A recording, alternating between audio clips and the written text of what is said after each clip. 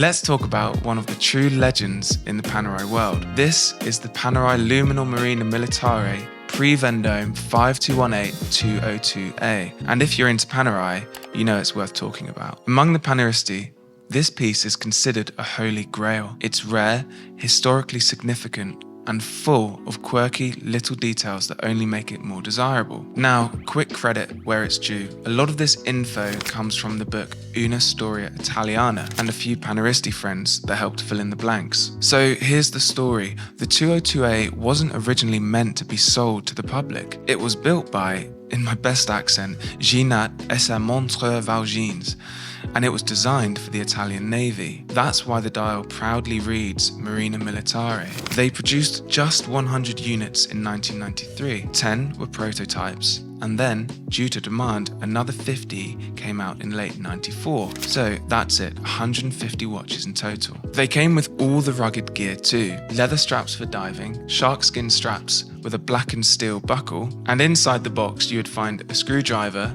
papers, and the manual. Up top, you've got Luminor Panerai, and down below, Marina Militare. The hands are brass, painted black with tritium-filled lume. Super simple, but bold with pure Panerai DNA. But here's one of the coolest details. Non-matching versus matching dials. The first 100 watches, those early ones, used a clear lacquer to hold the tritium in place. Over time, it reacted chemically and aged into this rich orange hue. But the hands aged differently than the dial. That's what we call a non-matching dial, and collectors love it. In the second batch, they eliminated the protective lacquer. So the result?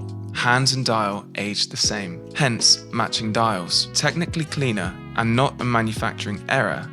But the mismatched ones just have more character, which, coupled with their rarity, is what makes them all the more desirable today. Even the serial numbers had differences. The first 90 were stamped, and the last 50 were etched using a pantograph. Just another way to ID which batch your watch came from. The case is classic Panerai.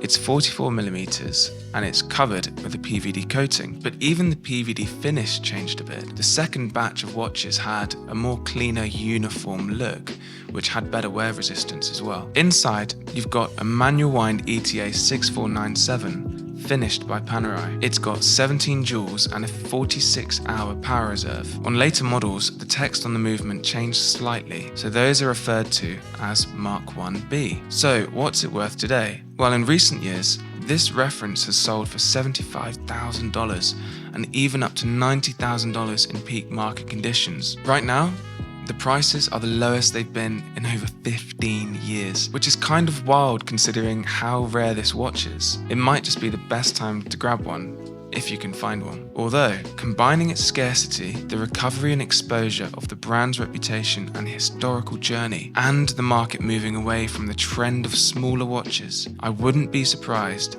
if demand creeps back up in the next few years. The 5218-202A isn't just a piece of Panerai's history, it's a piece of the brand's transition from military-grade watches to a luxury icon. If you ever get the chance to see one in person or wear one, you'll get it. Thanks for watching.